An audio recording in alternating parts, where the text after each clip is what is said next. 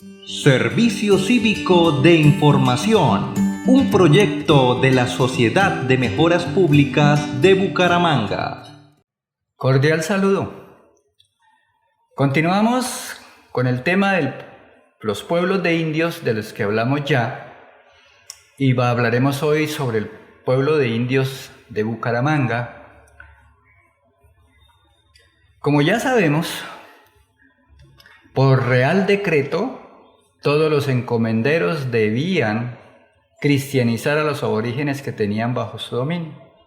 Pero, por lo vasto del territorio minero que abarcaba desde el páramo de Berlín en Las Vetas hasta los valles del río del Oro en Girón, era muy difícil cumplir con esa orden porque había una grandísima escasez de curas.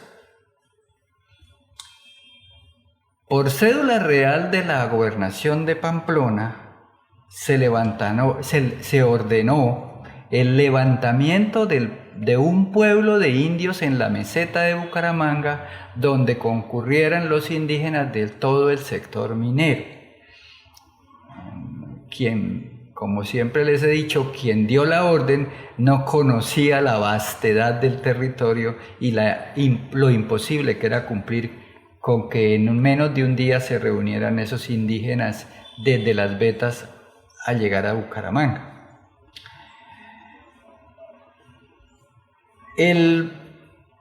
La gobernación de Pamplona ya había emitido la orden y nunca se había cumplido, precisamente porque realmente, como sucedió, al final de cuentas nunca se cumplió al pie de la letra porque era imposible hacer lo que la cédula real ordenaba. En 1622, el oidor visitador Juan de Villabona y Zubiaurre urgió a los encomenderos iniciar con el pueblo de indios en Bucaramanga. Como les digo, la orden se había dado antes, pero nunca se pudo cumplir y por eso lo surgió. Y en el quinto intento, la quinta orden que dieron, los encomenderos montaron el asunto de tal manera que cumplieran con la orden del visitador y reunieron a los indígenas, dicen que unos 90, entre hombres, mujeres y niños que había en el río del Oro prácticamente, los reunieron en unas chozas y en una iglesia, que de iglesia solamente tenía el nombre. Esa iglesia era una enramada pajiza sin documentos curales y era solo para indígenas. Esa iglesia se quemó o la quemaron varias veces. Estaba ubicada cerca a lo que hoy nosotros llamamos el Parque de García Rovira. El pueblo de indios, ordenado desde 1603, en 1622 se inició, como dijimos. Algunos documentos hablan de 60, otros de 50, y hay cifras hasta de 300 indígenas. De cuántos nacieron, cuántos realmente murieron, y cómo y de qué, nadie puede dar noticias porque eso fue un acto que se cumplió, pero que después el pueblo no funcionó. Cuando en 1778 se ordenó la demolición del pueblo de indios, apenas quedaban en la meseta 20 indígenas que fueron transmigrados, según el decreto, a Aguane.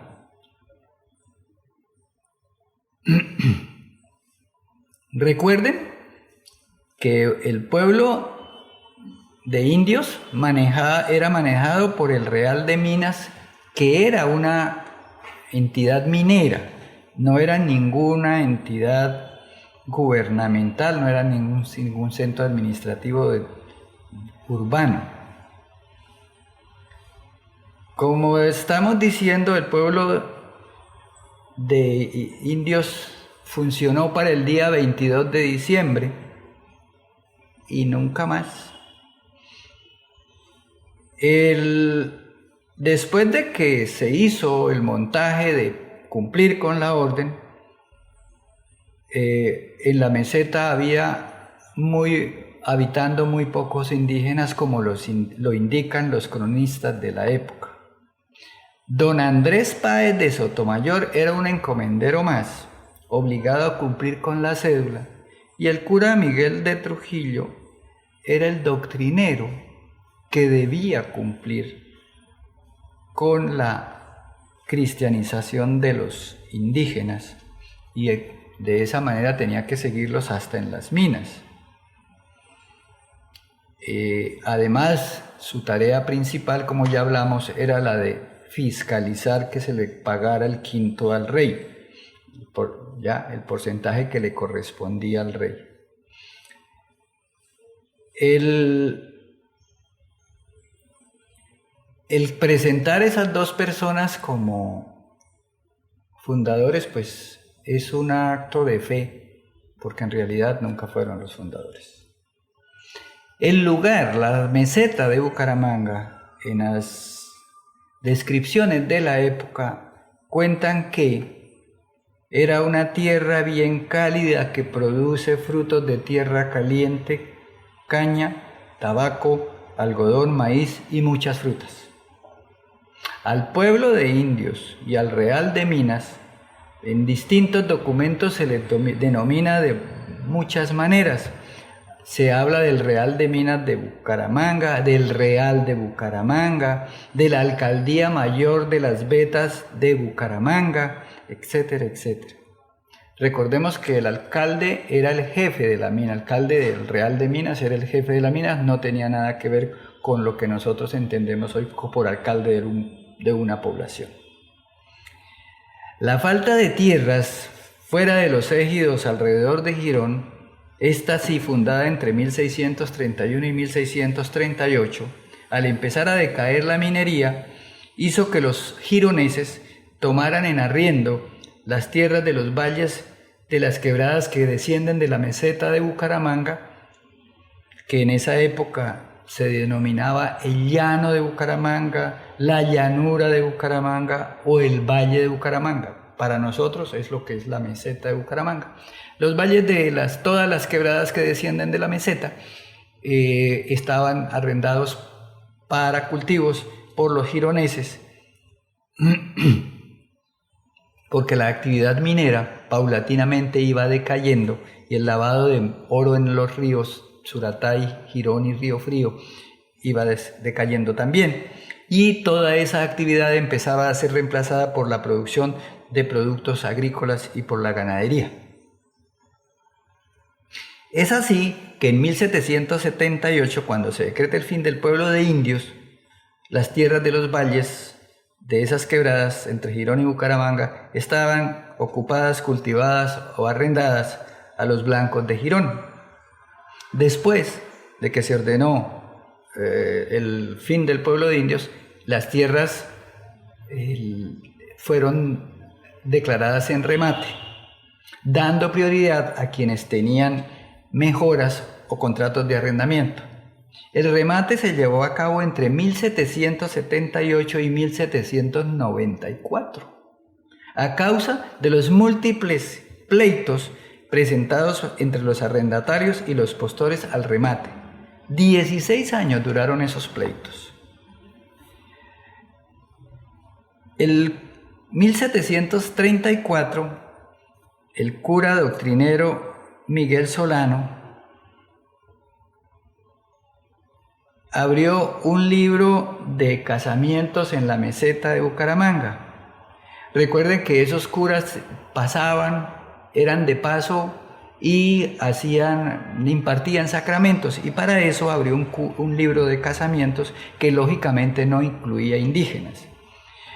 Es importante recordar que don Manuel Ancísar, autor del libro La peregrinación de Alfa, que cuenta la vida de la hoy Colombia hacia mitad del siglo XIX, o sea, hacia 1850, que fue el libro La peregrinación de Alf escrito. Bucaramanga, dice, en 1755 era un sitio miserable compuesto de 4 ranchos de indios alrededor de una laguna cuya cuenca existe sembrada de guinea.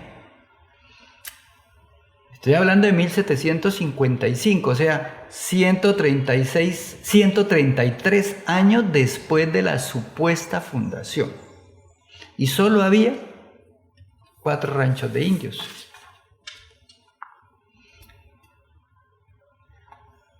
Hagamos la comparación entre lo que es el levantamiento de un pueblo de indios, que es lo que describimos ya, que era una orden, un asunto de minería, y la fundación de una villa en esa época. Bucaramanga tiene suficiente documentación del levantamiento del pueblo de indios en la meseta.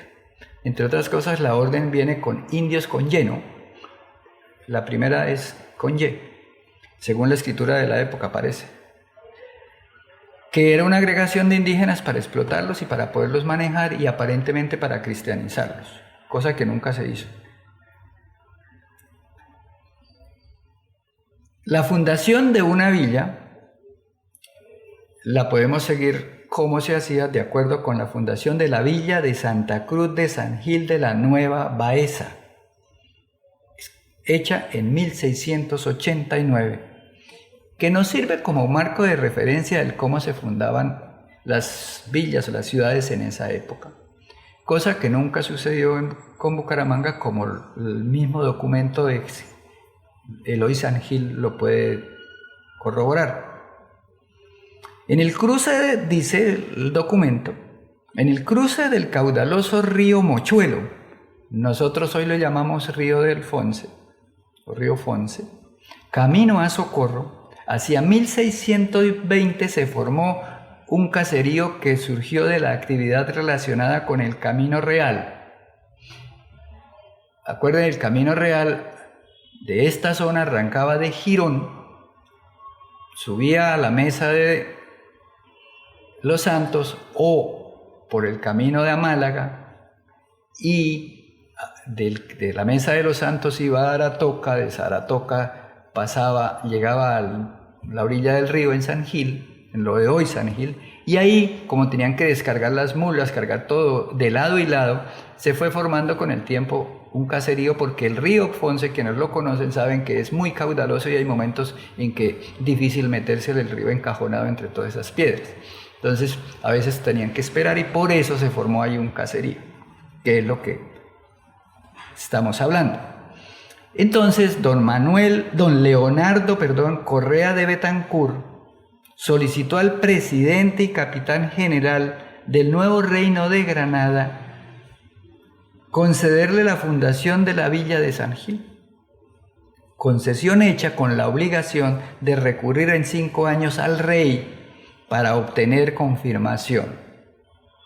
Alegaba Correa, para la motivación de su empresa, que el pueblo de Guane era un pueblo de indios y no había en él ni corregidor ni justicia, y se hallaban avecindadas en la comarca gran número de gente española,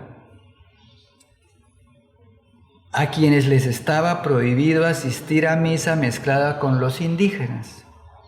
Ofrece el fundador tierras propias para hacer la fundación, a la que podrán acudir cuantos mestizos, entendámoslo criollos, y españoles lo deseen. Se nombrará cura propio para el que darán 150 patacones. Interesante la palabra, de origen al español llegó del italiano, que en italiano se diría pataco, pero que realmente el origen de esa palabra es de origen árabe, que se diría batacá, que significa moneda de poco valor o moneda falsa. Para nosotros en la conquista y la colonia, un patacón eran 2,5 gramos de plata de ley 900. Además de los 150 patacones le darían al cura los correspondientes diezmos y primicias. Se obligaban a hacer la iglesia y la casa para el cura. Para la población se nombrarán 2 alcaldes ordinarios y 2 de la hermandad y un procurador general de entre los vecinos de la villa, los cuales administrarán justicia, sin que tuvieran que ver ni entender en ella los jueces y justicias de la ciudad de Vélez. Recuerden que el terreno le correspondía a Vélez. El fundador, en nombre propio y de sus representantes cofundadores, se obligaban a dar la fianza de 1,000 pesos mandada por la ley. Recordemos que 1 peso eran 27 gramos de oro de 20 quilates. En prueba de que cumplirán las capitulaciones de la fundación y de que acudirán al Real Consejo e impetrarán su aprobación en el término de 5 años contados desde el 17 de marzo de 1689. Hasta aquí el documento.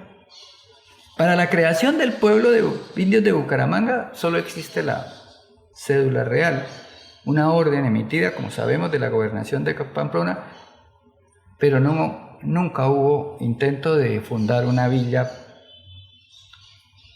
distinto a la que nosotros sabemos. El actual pueblo realmente surgió silvestre en las tierras de labranza de los gironeses, después de que en 1778 se ordenara demoler al pueblo de indios. De ahí que solo podemos exhibir como acta de fundación de Bucaramanga una certificación de cumplimiento dado a lo dispuesto por auto del señor visitador, escrito por Ernesto Valderrama Benítez en el libro Real de Minas de Bucaramanga, publicado en 1932 en su página 33. Absolutamente claro que se cumplía la orden de crear o de levantar el pueblo de indios de Bucaramanga. Es que hasta inicios del siglo XX nadie en nuestra tierra hablaba de fecha de fundación ni de fundadores.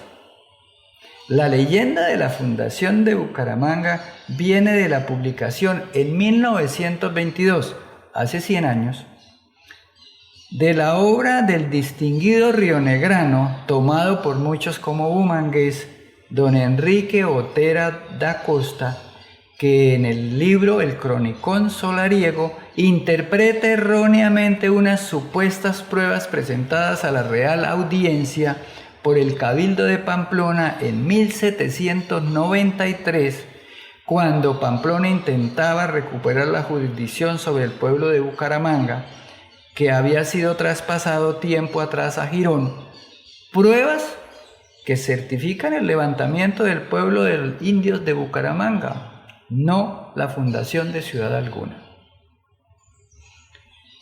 Las crónicas de Bucaramanga de don José Joaquín García son bastante contundentes con esto. Dice: no fue el valle de Bucaramanga punto elegido para que los españoles edificaran población alguna. Y cuando años después don Francisco Mantilla de los Ríos fundó la ciudad de Girón, los límites de esta abrazaban todo el territorio de Bucaramanga y se extendían por el lado del noroeste hasta encontrar los que hoy nos separan del vecino municipio de Matanza. Muchos años transcurrieron sin que la ranchería a que nos referimos diera señal alguna de progreso, y solo fue desde el siglo pasado, habla en su libro Crónicas de Bucaramanga, que en que Girón adquirió bastante importancia cuando vino a comunicarle algún adelanto a la meseta.